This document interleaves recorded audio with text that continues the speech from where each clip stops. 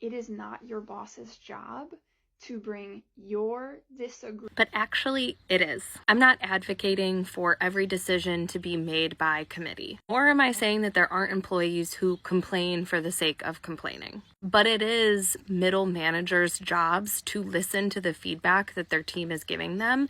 And if they get enough feedback in one direction, it is absolutely their job to bring that disagreement up to higher levels of leadership.